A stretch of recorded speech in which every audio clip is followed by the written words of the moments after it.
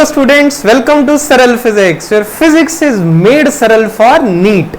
Yes, I told you कि I am going to start the videos, dedicated videos for physics from the point of view of NEET, and this is the first video of this series. So let us start this journey. हम इसको अच्छे ढंग से इसको पुल करेंगे. मैं आपको फिर से बता रहा हूँ what are the basic requirements before you plan to watch these series regularly, जो मैं रेगुलरली वीडियोस अपलोड करूंगा. बेटा पॉइंट इज कि I believe that as a teacher, जो कि मुझे एक्सपीरियंस हो गया approximately, I been into this teaching the students since 7 years, पिछले 7 साल से पढ़ा रहा हूँ. And my experience is that कि when a student writes something then it has a impact on the mind of a student. For example, अगर आप किसी कॉन्सेप्ट को, मैंने समझा दिया यहाँ पे, क्योंकि मैक्सिमम स्टूडेंट्स की डिमांड होती है सर नोट्स मिलेंगे, नोट्स मिल जाएंगे in future, I will provide you.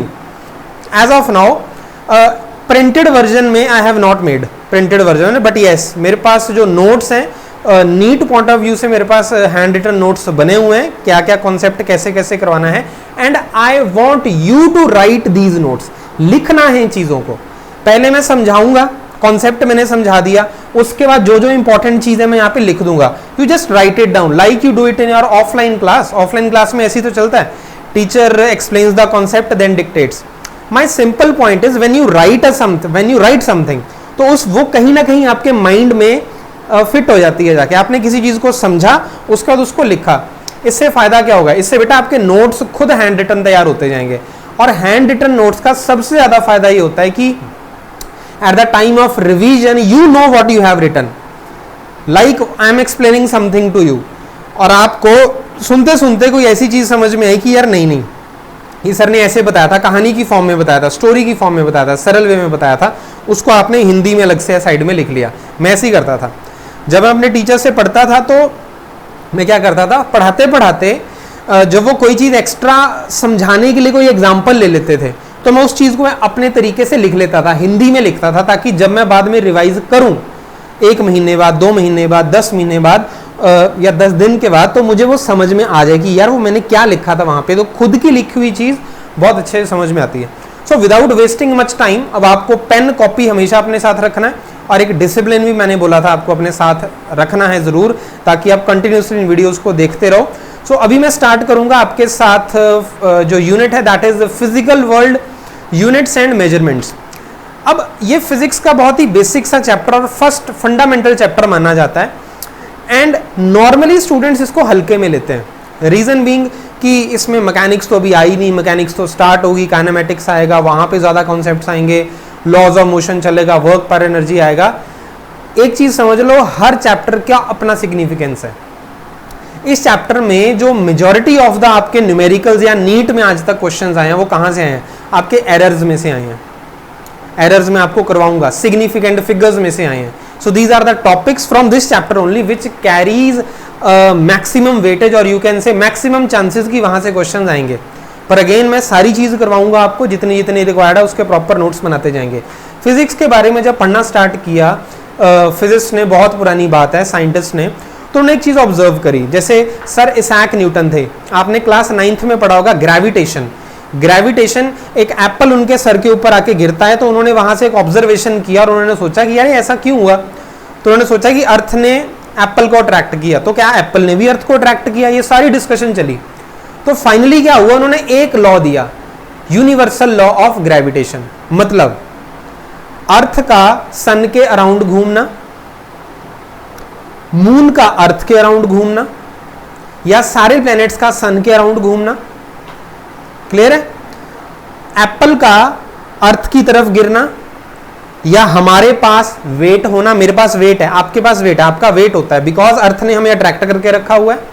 Acceleration due to gravity का प्रेजेंट होना, फ्री फॉल का कंसेप्ट, ये जितने भी मैंने दुनिया भर के कॉन्सेप्ट्स का आपको नाम ले दिया, ये सारे के सारे जो कॉन्सेप्ट्स है, ये सारी की सारी जो चीजें हैं, एक लॉ के बेस पे आप एक्सप्लेन कर सकते हो, that is universal law of gravitation.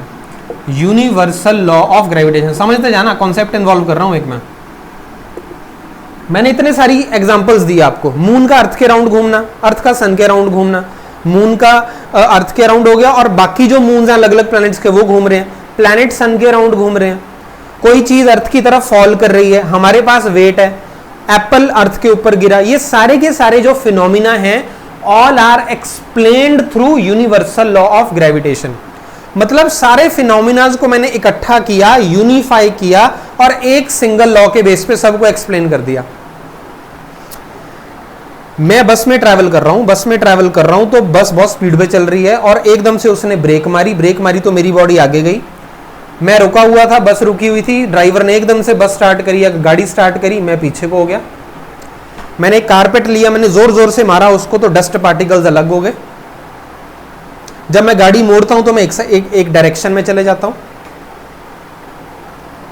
जब मैं पेड़ के पत्तों की जो टहनी होती है, ब्रांच होती है, उसको हिलाता हूं तो जो लीव्स होते हैं वो डिटैच हो जाते हैं। एक रुकी हुई बॉडी हमेशा रुकी हुई रहती है अनलेस आप बाहर से उसके ऊपर कोई ना कोई एक्सटर्नल फोर्स ना लगा दो। एक यूनिफॉर्म मोशन वाली बॉडी हमेशा यूनिफॉर्म मोशन में रहेगी अनलेस आप बाहर से कोई एक्सटर्नल फोर्स ना लगा दो। ये सारी चीजें आप क्लास 9th में पढ़ चुके हो, force and Newton laws of motion chapter में। अब ये जितने भी मैंने आपको एग्जाम्पल्स बताए अभी जस्ट, वो बस वाले एग्जाम्पल्स, रुकने वाले, चलने वाले एग्जाम्पल्स, इन सभी को आप Newton's first law of motion के बेस पे एक्सप्लेन कर सकते हो, जो कि लॉ ऑफ इनर्शिया भी होता है। अगेन मैंने इन सारी चीजों को यूनिफाई किया, इकट्ठा किया और एक लॉ के बेस पे मैंने सबको एक्सप्लेन कर दिया। तो बेटा इस अप्रोच को, ये फिजिक्स की एक अप्रोच है, फिजिक्स की ये एक अप्रोच है जिसमें बहुत सारी दुनिया की चीजों को हम एक लॉ के थ्रू एक्सप्लेन करते हैं। दुनिया में होने वाली अलग अलग चीजों को अगर मैं एक लॉ के थ्रू एक्सप्लेन कर पाऊं, इस अप्रोच को बोला जाता है यूनिफिकेशन। क्लास 10th की एग्जांपल लेते हैं। क्लास 10th में आपने लाइट चैप्टर पढ़ा, तो लाइट चैप्टर में आपको ये पढ़ाया गया होगा कि light travels in a straight line, but आपके उस एनसीईआरटी में एक नोट भी दे रखा है, there are phenomena like diffraction. Diffraction एक ऐसा फिनोमिना होता है जिसमें लाइट पार्टिकल के अराउंड बेंड कर जाती है, मुड़ के चली जाती है, मुड़ के चली जाती है। मुड़ना, कोई चीज की अगर प्रॉपर्टी सीधे चलने की है तो वो मुड़ कैसे सकती है? यही तो दिक्कत आई, क्योंकि पहले जितने भी हमने फिनोमिना देखे उनमें तो लाइट को हमने स्ट्रेट चलाया, light travels in a straight line. मतलब लाइट में क्या मौजूद है? पार्टिकल्स, क्योंकि पार्टिकल ही तो सीधी लाइन में चल सकते हैं, वेव थोड़ी चलती सीधी लाइन में। अच्छा, दूसरी बात, मैंने डिफ्रैक्शन ऑब्जर्व किया। साइंटिस्ट ने जब डिफ्रैक्शन ऑब्जर्व किया, उन्होंने बोला कि यार ये जो लाइट है सीधा चलने की बजाय जैसे ये छोटा सा पार्टिकल रास्ते में आया, इसके अराउंड बेंड करके निकल गई। अगर बेंड करके निकल गई तो पार्टिकल नेचर कैसे जस्टिफाई हो गया? So that means light particle की तरह भी बिहेव करती है और वेव की तरह भी बिहेव करती है। दैट मीन्स लाइट के पास दोनों नेचर होते हैं। तो बाद में जाके मैक्सवेल ने बताया कि लाइट जो है वो एक इलेक्ट्रोमैग्नेटिक वेव है। तो अगर मुझे ये पता लग जाए कि लाइट एक इलेक्ट्रोमैग्नेटिक वेव है, तो इसी के थ्रू मैं लाइट से होने वाले सारे फिनोमिना एक्सप्लेन कर सकता हूं, सारे। Diffraction, reflection, refraction, polarisation, et cetera et cetera, जितने भी फिनोमिना है लाइट से related, all you can explain when you come to know that light is an electromagnetic wave। Maxwell ने ये हमारी उलझन खत्म कर दी। फैराडे, ऑर्स्टेड, आपने magnetic effect of electric current chapter पढ़ा होगा क्लास 10th में, उसमें फैराडे, ऑर्स्टेड की डिस्कवरी थी। ऑर्स्टेड ने कुछ डिस्कवरी दी थी कि इलेक्ट्रिसिटी और मैग्नेटिज्म क्या होते हैं, रिलेटेड होते हैं, कि बल्ब जल पड़ेगा अगर मैग्नेटिक फील्ड लाइंस चेंज होगी, करंट इंड्यूस हो जाएगा। दैट मीन्स इलेक्ट्रिसिटी और मैग्नेटिज्म एक साथ रिलेटेड हैं। ये हमें बताया ऑर्स्टेड और फैराडे ने मिलकर, और इस पूरे कॉन्सेप्ट को हमने नाम दिया इलेक्ट्रोमैग्नेटिज्म। अब इसी इलेक्ट्रोमैग्नेटिज्म के बेस पे आप दुनिया भर के सारे फिनोमिना एक्सप्लेन कर सकते हो, जिसमें इलेक्ट्रिसिटी है, इलेक्ट्रिक फील्ड है, मैग्नेटिक फील्ड है, मैग्नेट इन्वॉल्व है। तो जहां पर भी इलेक्ट्रिसिटी और मैग्नेटिज्म आ जाएंगे, आप एक वर्ड बोलोगे जी, इलेक्ट्रोमैग्नेटिज्म। अगेन वो सारे फिनोमिना जिसमें इलेक्ट्रिसिटी और मैग्नेटिज्म इन्वॉल्व है, उन सभी को आप इस कॉन्सेप्ट से एक्सप्लेन कर सकते हो। लाइट के सारे फिनोमिना जिसमें आप लाइट को एक इलेक्ट्रोमैग्नेटिक वेव बताकर सब कुछ एक्सप्लेन कर सकते हो, वो सारे फिनोमिना जिसमें आप मैंने आपको जो एग्जांपल्स दी उनको आप फर्स्ट लॉ ऑफ मोशन के थ्रू एक्सप्लेन कर सकते हो। तो हम इसमें कर क्या रहे हैं बेटा, ऐसी दुनिया भर के एग्जांपल्स में आपको कॉन्सेप्ट समझा रहा हूँ। पॉइंट ये है, जब आप अलग अलग फिनोमिना को, अलग अलग प्रोसेसेस को एक लॉ के थ्रू एक्सप्लेन कर दो, मतलब ये फिनोमिना यहां हो रहा है, यहां हो रहा है, यहां हो रहा है, यहां हो रहा है, अलग अलग जगह हो रहा है, मैंने सबको इकट्ठा किया, आ जाओ, इकट्ठा किया मतलब यूनिफाई कर दिया, यूनिफाई। जब मैंने उनको इकट्ठा किया और मैंने उनके ऊपर एक लॉ लगा दिया कि फ्री फॉल का होना, वेट का होना, अर्थ का सन के राउंड घूमना, मून का अर्थ के राउंड घूमना, प्लैनेट्स का सन के राउंड घूमना, हमारा basically acceleration due to gravity के साथ नीचे फॉल करना जंप लगाने पे, ये सारी चीज़ों को मैंने एक साथ इकट्ठा किया और उसके ऊपर ऐसे यूनिवर्सल लॉ ऑफ ग्रेविटेशन टांग दिया। तो मैंने फिनोमिना को यूनिफाई किया, एक लॉ के अंडर कर दिया। इस अप्रोच को बोला जाता है यूनिफिकेशन।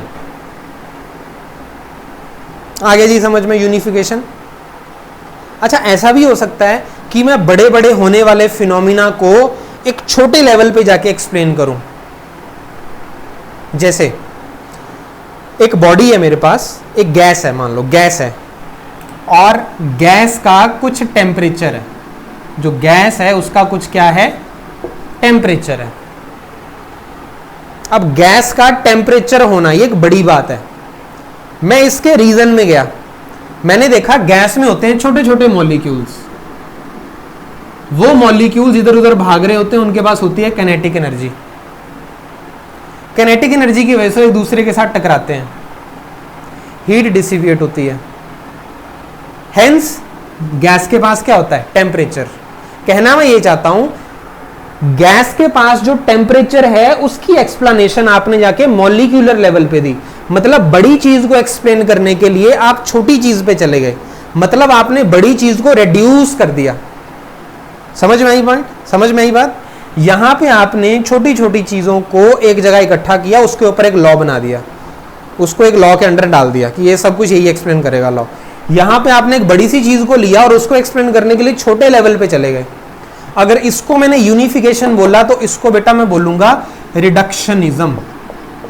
क्या बोलूंगा इसको मैं, it will be called as reductionism. तो दो अप्रोचेज हो गई हमारी फिजिक्स में, एक बोलते हैं हम यू कैन से, या दो तरीके हो गए चीजों को पढ़ने के, एक होता है यूनिफिकेशन, एक होता है reductionism. Got my point? Is this unification and reductionism clear to you? अगर समझ में आ गया तो इसके हम पॉइंट्स लिखते हैं और आपके नोट्स बनने अभी स्टार्ट हो जाएंगे। तो यूनिफिकेशन और रिडक्शनिज्म इंपॉर्टेंट है ये, और बेटा जितना मैं करवाऊंगा आई श्योर यू इससे बाहर नहीं जाना है आपको, पर हाँ इतना जरूर कर लेना बहुत अच्छे से, और जैसे जैसे मैं बोलूंगा इसको वैसे वैसे आपको स्टडी करना है। ओके, तो यहां पे आपकी अब हेडिंग डलेगी अप्रोच इन फिजिक्स। क्या अप्रोच फॉलो होती है? तो सबसे पहले हम बात करेंगे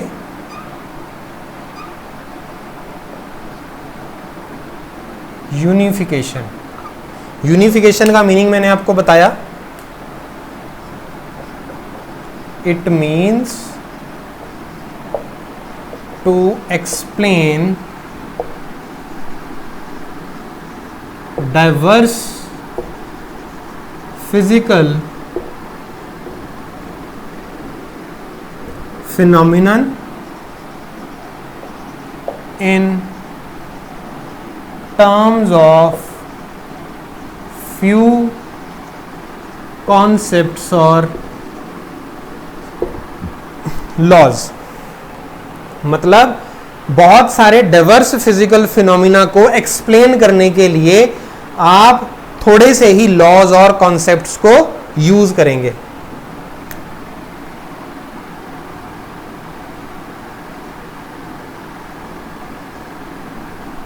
Many attempts have been done in unification। मैं कुछ एग्जांपल्स देता हूं आपको, like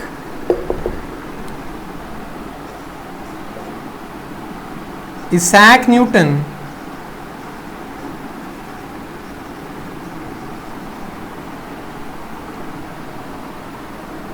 इसैक न्यूटन ने क्या किया? Related celestial mechanics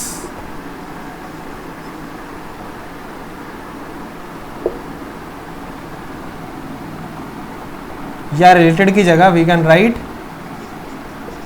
explained celestial mechanics and terrestrial mechanics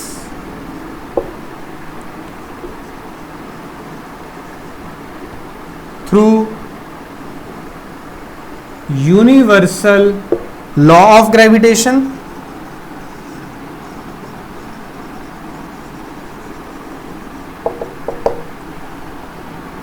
comma laws of motion et cetera. तो बात आपको आ रही है समझ में? इन सारी चीज, सेलेस्टियल मैकेनिक्स का मतलब होता है कि प्लैनेट्स के बीच में जो फोर्सेस लग रही हैं। टेरेस्ट्रियल मैकेनिक्स मींस जो पर्सन्स हैं, जो अर्थ और किसी पर्सन के बीच में फोर्स लग रही है, या कि कोई भी ऑब्जेक्ट में इनर्शिया होता है, एक डायरेक्शन में चलता रहता है, वो जब एक डायरेक्शन में चल रहा होता है। सारी चीजों को उन्होंने इन लॉज की फॉर्म में एक्सप्लेन किया। मतलब बहुत सारे फिनोमिना को उन्होंने इकट्ठा किया और ऊपर लॉज लगा दिए एक दो। कौन कौन से? यूनिवर्सल लॉ ऑफ ग्रेविटेशन और laws of motion. Similarly Hans Christian Oersted and Michael Faraday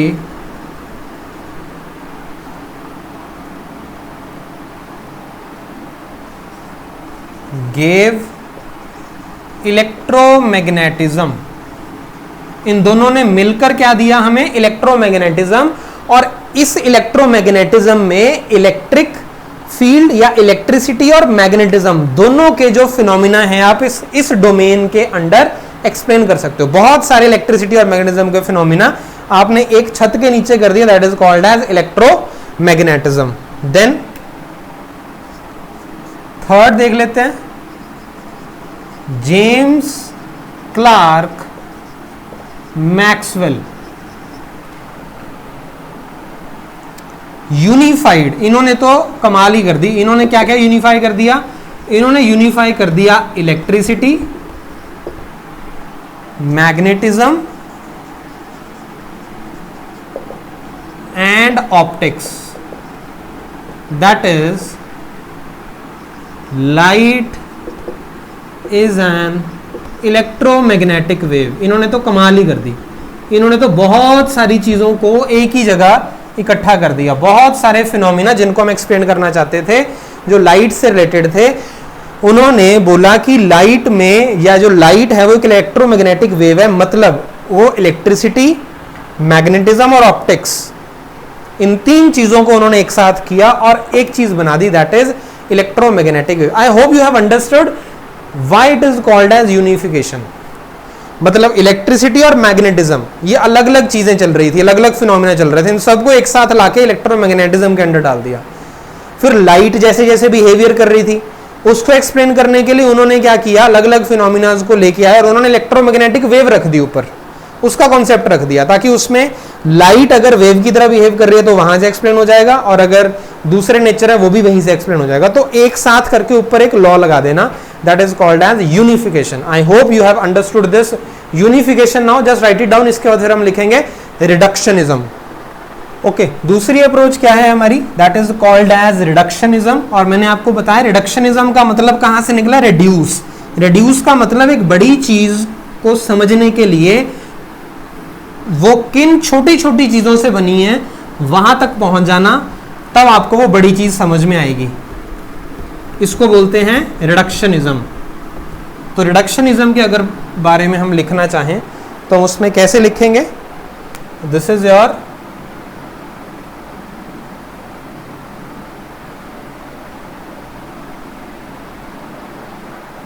reductionism. It means to derive properties of bigger or complex systems from its constituent particles। मतलब एक बड़े सिस्टम की जो कोई प्रॉपर्टी आप देख रहे हो उसको एक्सप्लेन करने के लिए आपने कहां तक पहुंचने की कोशिश करी, उसके कॉन्स्टिट्यूएंट पार्टिकल्स के तक। जैसे कि for example the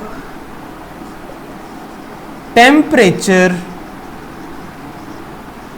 of a gas is the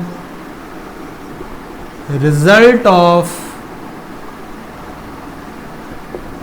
kinetic energy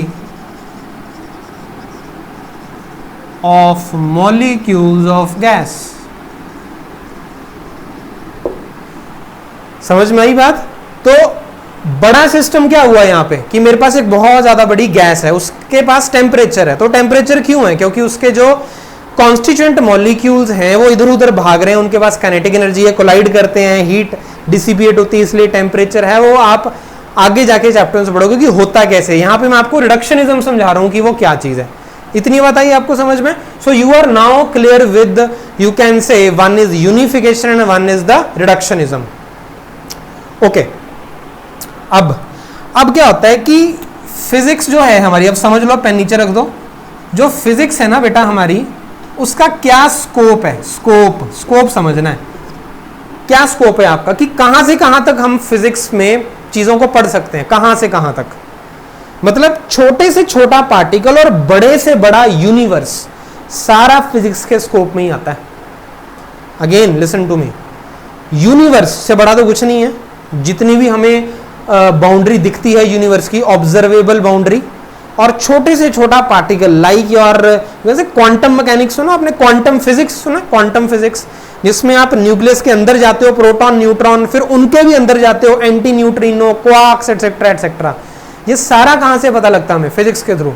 तो स्कोप तो बहुत बड़ा है। तो हमने इसको दो भाग में बांट दिया, दो पार्ट्स में बांट दिया। एक तो इसका स्कोप है मैक्रोस्कोपिक और दूसरा इसका स्कोप है माइक्रोस्कोपिक। तो मैक्रो का मतलब क्या होता है? बड़ा साइज, मतलब जहां पे ऑब्जर्वेबल साइज होता है चीजों का। जैसे मैकेनिक्स में हम पढ़ते हैं, मैकेनिक्स में हम उन बॉडीज के बारे में पढ़ते हैं जिनका एक ऑब्जर्वेबल साइज होता है, एक जेन्युइन साइज होता है। मैक्रो मतलब दिखता है वो। अर्थ के बारे में बात करेंगे, moon, sun, gravitation, Newton laws of motion, force, ये जो सारे के सारे जो चैप्टर्स हैं आपके, इनमें जब भी हम बात करेंगे हमारी फिजिक्स का स्कोप क्या रहेगा? मैक्रोस्कोपिक। जैसे ही आप पहुंचोगे क्वांटम फिजिक्स में, जैसे कि atoms, nuclei, radio activity, beta decay, electron निकला अपने साथ, ये भी लाया वो भी लाया, मतलब जब आप छोटे से छोटी चीज पे पहुंच गए, आप एटम मॉलिक्यूल पे पहुंचे, एटम पे पहुंचे, न्यूक्लियस पे पहुंचे, प्रोटॉन न्यूट्रॉन पे पहुंचे, उनके अंदर की फोर्सेस के बीच में पहुंचे, उसके अंदर क्वार्क्स में पहुंचे, बोसॉन में पहुंचे, ग्लूऑन में पहुंचे, ये पार्टिकल्स के नाम बता रहा हूं मैं। तो वो आप कौन से लेवल पे चले गए? माइक्रोस्कोपिक। तो हमें समझ में आ गया जी, हमारी फिजिक्स का स्कोप तो छोटे से लेके बड़े तक सारा है, सारे का सारा स्कोप है हमारी फिजिक्स का। और वो स्कोप क्या है हमारा? दैट इज मैक्रोस्कोपिक और माइक्रोस्कोपिक। समझ में आया इसका मीनिंग क्या है? मैक्रो मीन्स बड़ा, माइक्रो मीन्स छोटा। तो बड़ी से बड़ी चीज, छोटी से छोटी चीज फिजिक्स के स्कोप में आती है। तो लिख लें इसको हम, तो हेडिंग आएगी आपकी scope of physics.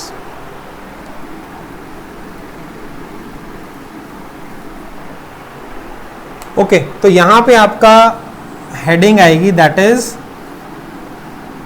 Scope of physics. तो स्कोप तो बेटा बहुत बड़ा स्कोप है इसका, फिजिक्स का कोई छोटा मोटा सब्जेक्ट नहीं है ये। स्कोप ऑफ फिजिक्स में सबसे पहले आएगा आपका macroscopic.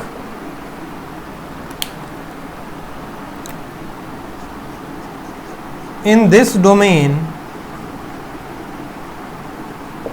comma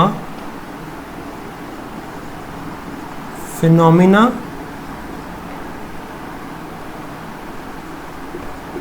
observed at the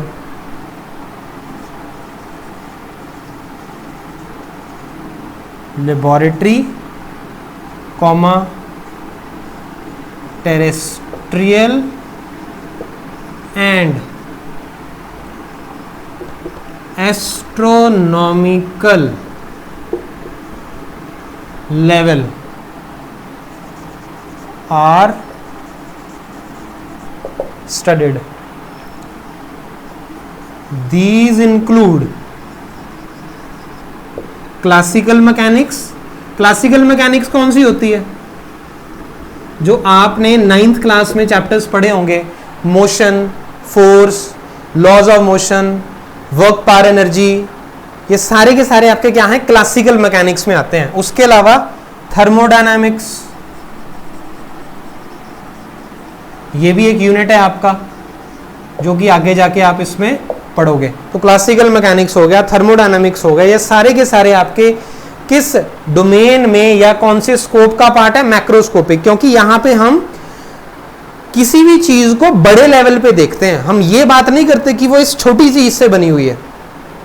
हम एज अ ऑब्जेक्ट लेंगे. जैसे क्लासिकल मैकेनिक्स में हम बात करेंगे एक ऑब्जेक्ट की, एक बस चल रही है, हम ये कभी बात नहीं करेंगे कि बस का वो वाला जो टायर है वो जिस मटेरियल से बना है उसके अंदर एक एटम है, एटम में वो प्रोटॉन क्या कर रहा है, मुझे उससे कोई मतलब नहीं है. मुझे बात है पूरे के पूरे ऑब्जेक्ट से. तो जब मैं बोलता हूँ kinetic energy of a body half mv², तो वो जो m लेते हैं हम उसमें, वो पूरी बॉडी का होता है, वो किसी प्रोटॉन या न्यूट्रॉन का नहीं होता. सब बात आ रही है समझ में? जब आप अपने ऑब्जेक्ट को एज अ होल ले रहे हो, पूरे का पूरा ऑब्जेक्ट ले रहे हो, तो दैट इज मैक्रो, बड़ा. माइक्रो मीन्स जब मैं एक छोटे पार्टिकल की बात करूं, that will be the microscopic. तो ये हो जाएगा मैक्रोस्कोपिक. ऊपर में लिख रहा हूं माइक्रोस्कोपिक के बारे में, ठीक है. तो उसके बाद जो है आपका ये मैक्रो और माइक्रो वाला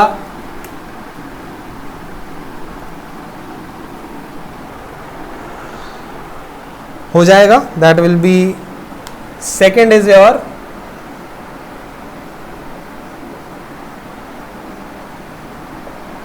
माइक्रोस्कोपिक. अब माइक्रोस्कोपिक में आपका आता है in this domain comma phenomena at molecular comma atomic and nuclear level are studied. This forms quantum physics. ये उस डोमेन का नाम है जहां पे आप किसी भी चीज के मॉलिक्यूलर लेवल पे, एटॉमिक लेवल पे या उससे भी नीचे न्यूक्लियर लेवल पे, बहुत छोटे लेवल पे जाके आप बात करोगे, that is called as the microscopic level. तो ये दो आपके स्कोप्स हो जाएंगे अभी. ओके बेटा, ये फोटोग्राफ्स देखो अभी जो आपकी स्क्रीन पे आ रही हैं. साइज ऑफ ऑब्जेक्ट और डिस्टेंस, ये आपको एक रफ सा आइडिया देने के लिए मैं फोटोग्राफ दिखा रहा हूं. इसको एज सच पूरे टेबल को नोट डाउन करने की जरूरत नहीं है आपको. इसकी रेंज हम जरूर लिख लेंगे अभी, पर उससे पहले समझ लो. साइज ऑफ ऑब्जेक्ट और डिस्टेंस देखो, आपका जो है साइज ऑफ प्रोटॉन देखो कितना है, 10⁻⁻15, बहुत छोटा मतलब. और बड़े से बड़ा डिस्टेंस आप जो है वो किसकी बात करते हो? Distance to the boundary of observable universe, 10⁻26. ये जो मैं टेबल दिखा रहा हूं आपको, ये टेबल में आपको स्कोप दिखाने के लिए कर रहा हूं. स्कोप देखो क्या है जो फिजिक्स में हम स्टडी करते हैं. हम प्रोटॉन का साइज भी फिजिक्स में ही स्टडी करते हैं. जो साइज कितना है? 10⁻⁻15, और ये बहुत ही ज्यादा छोटा होता है. हम यूनिवर्स की बाउंड्री को भी फिजिक्स में स्टडी करते हैं, और उसका साइज देख लग कितना है? 10⁻26. एक में आप 1 के नीचे 15 जीरोज लगाओगे, एक में आप 1 के आगे 26 जीरोज लगाओगे. आई hope you understand the concept of powers. 10⁻⁻15 is very less, 10⁻26 is very large. फिर आ जाओ रेंज मास की देखो. अब आप मास के जी में, आप फिजिक्स में इलेक्ट्रॉन का मास भी स्टडी करते हो, जिसकी रेंज आपकी जिसका ऑर्डर आपका 10⁻⁻³ का है, और ऑब्जर्वेबल यूनिवर्स, जितना यूनिवर्स हमें आज तक दिखा है उसका साइज भी अगर मैं केजी की टर्म्स में बताऊं तो 10⁻55। तो ये दोनों मासेस आप फिजिक्स में ही स्टडी करते हो। अब आ जाओ आप रेंज ऑफ टाइम। कोई भी अनस्टेबल पार्टिकल की जो लाइफ होती है वो 10⁻⁻24 सेकेंड्स होती है, और यूनिवर्स की जो एज है वो 10⁻17 ईयर्स होती है। Again my point is, unstable particle का जो लाइफ स्पैन है वहां से लेकर यूनिवर्स की एज तक, ये सारा फिजिक्स के अंदर ही आता है स्कोप। तो आप रेंज समझ रहे हो, हमने रेंज डिस्कस करी लेंथ की, कि लेंथ कहां से कहां तक है जी, प्रोटॉन के साइज से लेके यूनिवर्स के साइज तक। मास का रेंज क्या चल रहा है जिसको हम स्टडी करते हैं फिजिक्स में, इलेक्ट्रॉन के साइज से लेकर यूनिवर्स के साइज तक। टाइम, कोई अनस्टेबल पार्टिकल के लाइफ स्पैन से लेकर यूनिवर्स की फुल एज तक, ये सारे का सारा जो है ये रेंज है। किसका रेंज है? ये आपका टाइम का, जो हम फिजिक्स में स्टडी करते हैं। आई hope you have understood it now. तो हम इन चीजों को अब लिख लेते हैं। ओके, तो अब यहां पे हम रेंजेस को लिख लेते हैं रफली, कि कहां से कहां तक हमारा ये जो स्टडी है वो चलती, क्योंकि हम स्कोप के बारे में ही पढ़ रहे हैं यहाँ पे, माइक्रो और मैक्रो। तो आपको पता लग जाएगा कि मैक्रो की बात कर रहे हैं तो कहां तक है, माइक्रो की बात कर रहे हैं तो कहां तक है। सो यहां पे we can write it like this,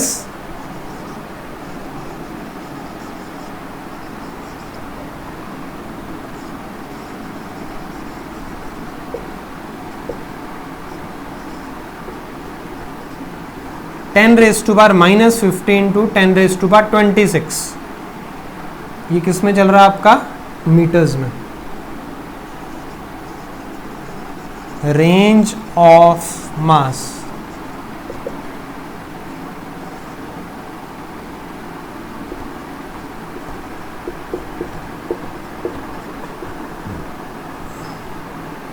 तो ये हो जाएगा रेंज ऑफ मास (10⁻55 kg).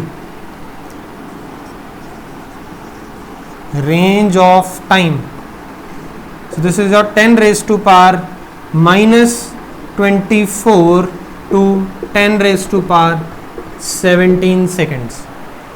तो अब ये तीनों रेंजेस मैंने आपके सामने लिख दी। रेंज ऑफ लेंथ है हमारी 10⁻⁻15 to 10⁻26 metres. Range of mass है 10⁻30 to 10⁻55। रेंज ऑफ टाइम है 10⁻24 to 10⁻17 सेकेंड्स। तो ये सारी की सारे जो हैं ये किसमें आते हैं आपका, these come in the, you can से, स्कोप ऑफ फिजिक्स। ये सारे का सारा हम किसमें स्टडी करते हैं? फिजिक्स में। So you just write these 3 ranges, then we will move forward. Okay, look at this photograph now. इस फोटोग्राफ में अगेन आपको ये सारा कुछ याद नहीं करना है, but this table will give you an idea कौन से फिजिक्स ने क्या कंट्रीब्यूट किया था in the field of physics. Like if we talk about Planck, तो उन्होंने प्लैंक्स कांस्टेंट दिया था, एंड ये जो बात है हमारी, इट इज ऑफ 1900। उन्होंने 1900 में प्लैंक्स ने, मतलब प्लैंक एक बहुत ही फेमस जो थे वो क्या थे, एक साइंटिस्ट थे, फिजिक्स थे, प्लैंक्स कांस्टेंट दिया। उसका नील्स बोहर की बात करते हैं, उन्होंने एटॉमिक मॉडल दिया, बोहर्स एटॉमिक मॉडल 1913 में। ऐसे आगे आप चलते जाएंगे। देन सत्येंद्र नाथ बोस ने बोस आइंस्टीन कंडेंसेट के बारे में इंफॉर्मेशन दी थी 30 एज में। अब्दुल सालम इलेक्ट्रोवीक इंट्रैक्शन के बारे में उनकी जो थी वो कंट्रीब्यूशन थी। देन उसके बाद अर्नस्ट रदरफोर्ड, उन्होंने न्यूक्लियस कैसे बना होता है, किस चीज से बना होता है, 1909 में उसके बारे में दिया। So these are the discoveries of few physicists. कुछ आपको टेबल आपकी बुक में भी मिल जाएंगे, बट अगेन यहां से क्वेश्चन आता नहीं है कभी नीट में, बट क्योंकि आप फिजिक्स पढ़ रहे हो इसलिए कुछ चीजें जरूरी हो जाती हैं समझनी। लाइक ये टेबल जो है, so have a look on this, then we will move forward. Okay, now अब जब हम फिजिक्स के बारे में स्टडी करते हैं, फिजिक्स में आप ऑलरेडी क्लास 9th में 10th में चीज़ों के बारे में पढ़ चुके हो। क्लास 9th में आपको याद होगा ग्रेविटेशन चैप्टर में you have read about universal law of gravitation. Universal law of gravitation ने आपको किस चीज़ के बारे में इंफॉर्मेशन दी, उसने आपको information the about the gravitation force. और ग्रेविटेशन फोर्स के बारे में उन्होंने क्या बोला? उन्होंने ये बोला कि ये जो ग्रेविटेशन फोर्स है दुनिया में हर चीज के बीच में एक्ट करती है, हर दो चीजों के बीच में एक्ट करेगी जिनके पास क्या होगा? मास होगा। अगर बॉडीज के पास मास है तो उनके बीच में ग्रेविटेशन फोर्स एग्जिस्ट करेगी ही करेगी। और आपको यह भी बताया गया होगा उस टाइम कि ये जो एक्सप्रेशन होता है F = G m1m2/r² का या d² का, इसमें जो यूनिवर्सल ग्रेविटेशनल कांस्टेंट है, क्योंकि इसकी वैल्यू बहुत कम होती है 6.673 × 10⁻11, इसीलिए ये जो ग्रेविटेशनल फोर्स है इतनी कम हो जाती है कि हमें ये फील ही नहीं होती। दैट मीन्स अगर आप ग्रेविटेशन फोर्स का इफेक्ट फील करना चाहते हो तो आपको एक ऑब्जेक्ट को बहुत ज्यादा बड़ा रखना पड़ेगा, बहुत ज्यादा बड़ा। क्या कोई एग्जांपल है? बिल्कुल है। अर्थ का साइज देख लो, 6 × 10⁻24 kg। आपका साइज देख लो कितना होगा? 30 किलो, 40 किलो। तो 40 kg और 6 × 10⁻24 kg के बीच की जो ग्रेविटेशन फोर्स की इंटरेक्शन है उसका रिजल्ट क्या निकला? आपका वेट। आप चिपके हुए हो अर्थ के साथ, ये ग्रेविटेशन फोर्स की वजह से ही। तो अगर आप इफेक्ट देखना चाहते हो तो आपको एक बॉडी को बहुत बड़ा रखना पड़ेगा, ग्रेविटेशन को।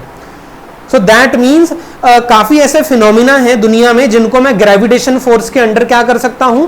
ला सकता हूं और उनको समझा सकता हूं। Like motion of moon around the earth, reason gravitational force. Motion of earth around the sun, gravitational force. Then falling of apple from a tree, gravitational force. Acceleration due to gravity, gravitational force. When an object is thrown upwards, it comes down, its speed slows down, it stops and it comes down. Reason, gravitational force. तो इतने सारे phenomena जो दुनिया में हो रहे हैं, आप उसको किसके अंडर कैटेगराइज कर सकते हो? ग्रेविटेशनल फोर्स के अंडर। फिर आप क्लास 10th में हो गए। क्लास 10th में आपने इलेक्ट्रिसिटी चैप्टर पढ़ा, वहां पे आपने पढ़ा कूलम्स लॉ। कूलम्स लॉ आपको बताता है दो चार्ज्ड पार्टिकल्स के बीच में लगने वाली फोर्स, और दो एलिमेंट्री चार्ज्ड जो पार्टिकल्स होते हैं, प्लस या माइनस, प्रोटॉन या इलेक्ट्रॉन होते हैं, उनके बीच हमेशा एक कूलम्स फोर्स रहती है। फिर हमने ये भी देखा कि जब कोई पार्टिकल चलना स्टार्ट करता है तो मोशन की वजह से वो अपने राउंड क्या प्रोड्यूस करता है? Magnetic field. इलेक्ट्रोमैग्नेटिज्म पढ़ा आपने क्लास 10th में। दैट मीन्स इलेक्ट्रिसिटी और मैग्नेटिज्म मिलकर एक फोर्स को जनरेट करते हैं, that is called as electromagnetic force. समझते जाना, एक कॉन्सेप्ट इवॉल्व कर रहा हूं आपका, इलेक्ट्रोमैग्नेटिक फोर्स। तो प्रोटॉन और प्रोटॉन के बीच में लगने वाली फोर्स को भी आप इलेक्ट्रोमैग्नेटिक बोल सकते हो, प्रोटॉन इलेक्ट्रॉन के बीच में लगने वाली फोर्स को भी इलेक्ट्रोमैग्नेटिक में डाल सकते हो। एक चलता हुआ इलेक्ट्रॉन एक फोर्स एक्सपीरियंस करता है, उसको भी आप इलेक्ट्रोमैग्नेटिक फोर्स के थ्रू एक्सप्लेन कर सकते हो। दैट मींस जो चार्ज्ड पार्टिकल्स के बीच में, जो एटॉमिक साइज के चार्ज्ड पार्टिकल्स होते हैं, जो बड़े साइज के चार्ज्ड पार्टिकल्स होते हैं, उनके बीच में लगने वाली जो फोर्स है उनको आप किसके अंडर डाल सकते हो? इलेक्ट्रोमैग्नेटिक फोर्स के अंडर। फिर हम घुस गए न्यूक्लियस के अंदर। मैं थोड़ा सा रब कर देता हूं यहां पे।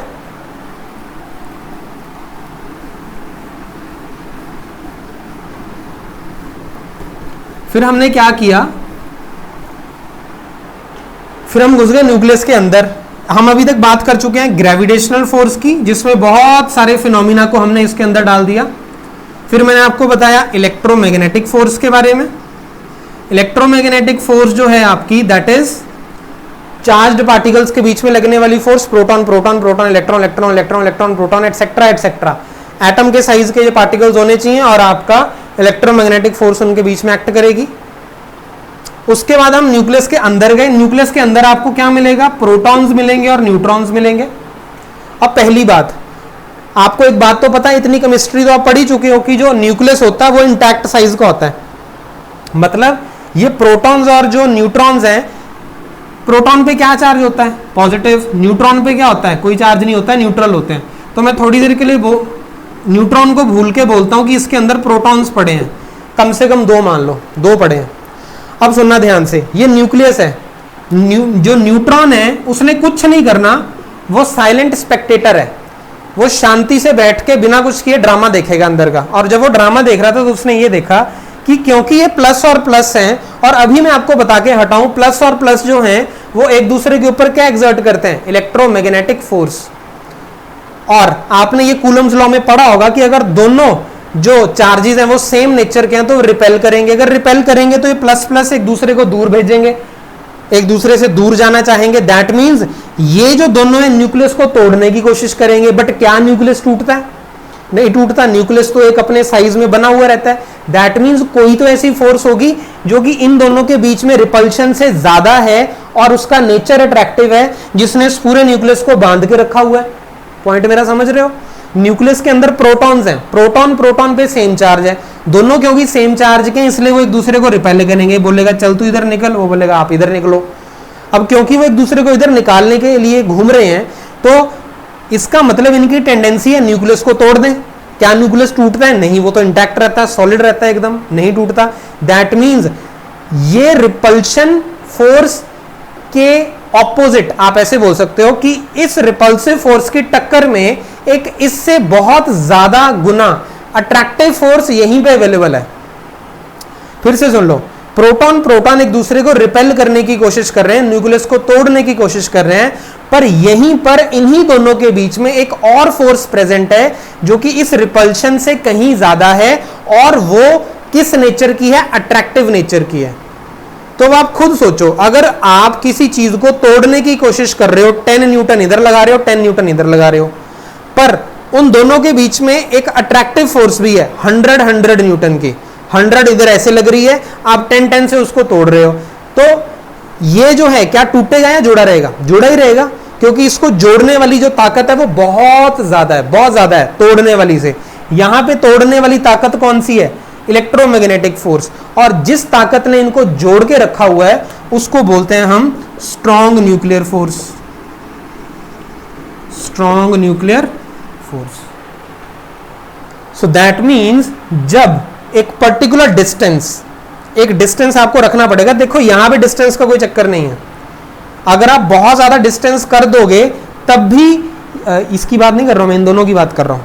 इलेक्ट्रोमैग्नेटिक और ग्रेविटेशनल, इन दोनों में डिस्टेंस का ऐसा कोई फंडा नहीं है, मतलब ये काफी लॉन्ग डिस्टेंसेस तक इसका इफेक्ट दिख जाता है। इसका तो इनफाइनाइट डिस्टेंस तक दिखता है, इसका काफी लॉन्ग डिस्टेंसेस तक इफेक्ट दिखता है, पर ये शॉर्ट रेंज है। मतलब एक पर्टिकुलर डिस्टेंस पे अगर आप इन दोनों को रखोगे तभी वो एक दूसरे से बंध के रहेंगे, नहीं तो नॉर्मली इनको खुला छोड़ के देखो, ये दूर दूर चले जाएंगे, रिपेल करेंगे एक दूसरे को। सो दैट मीन्स ये जो दोनों फोर्सेस हैं, ये जो हैं ये लॉन्ग रेंज फोर्सेस हैं, और एक है आपकी ये स्ट्रॉन्ग न्यूक्लियर फोर्स जो दो पार्टिकल्स के बीच में लग रही है, जो कि न्यूक्लियस के अंदर है और उन्होंने उसको बांध के रखा हुआ है। अब मैं इन पार्टिकल्स के अंदर चलता हूं, आपको आगे जाके पढ़ाया जाएगा क्लास +2 में रेडियो एक्टिविटी, उसमें बीटा डीके होता है, इलेक्ट्रॉन्स निकलते हैं। दैट मीन्स जो न्यूट्रॉन होता है वो इलेक्ट्रॉन में कन्वर्ट हो जाता है, इलेक्ट्रॉन न्यूट्रॉन में कन्वर्ट हो जाता है। दैट मीन्स इनके अंदर भी और पार्टिकल्स होते हैं जिनको सब अटोमिक और पार्टिकल्स बोलते हैं। तो अटोमिक पार्टिकल्स हुए, इसके अंदर सब अटोमिक पार्टिकल्स होते हैं, न्यूट्रिनो, एंटी न्यूट्रिनो। जब मैं इसके भी अंदर वाले लेवल पे चला जाऊं तो वहां पर मुझे जो फोर्स मिलती है उसको बोलते हैं हम वीक न्यूक्लियर फोर्स। और ये आपको कहां पे इसका इफेक्ट दिखता है? आपको इसका इफेक्ट दिखता है जो रेडियो एक्टिविटी होती है, इसमें बीटा डीके हो रहा है, इलेक्ट्रॉन्स जो है अपना नेचर चेंज करके न्यूट्रॉन बन रहे हैं, न्यूट्रॉन इलेक्ट्रॉन बन रहे हैं, एंटी न्यूट्रिनो निकल रहा है, न्यूट्रिनो निकल रहा है, पॉजिट्रॉन निकल रहा है, एटसेट्रा एटसेट्रा। वो आपको वहां पे रेडियो एक्टिविटी में पढ़ाया जाएगा। उस फिनोमिना के पीछे कौन सी फोर्सेस का हाथ होता है? वीक न्यूक्लियर फोर्सेस का। न्यूक्लियस में प्रोटॉन्स को बांध के रखने का काम कौन करती है? Strong nuclear force. तो मैं इन चार फोर्सेस को बोल सकता हूं कि ये दो तो मैक्रो लेवल पे होती हैं। मैक्रो का मतलब यहां पे है कि एक पर्टिकुलर डिस्टेंस तक आपको ये दिख जाती हैं फोर्सेस, और ये तो बहुत ही शॉर्ट रेंज है, ये तो आपको न्यूक्लियर लेवल पे मिलेगी स्ट्रॉन्ग, और ये तो इससे भी कम पे मिलेगी क्योंकि वो उस पार्टिकल के अंदर एक्ट कर रही है। तो ये आपको माइक्रो लेवल पे मिलती हैं।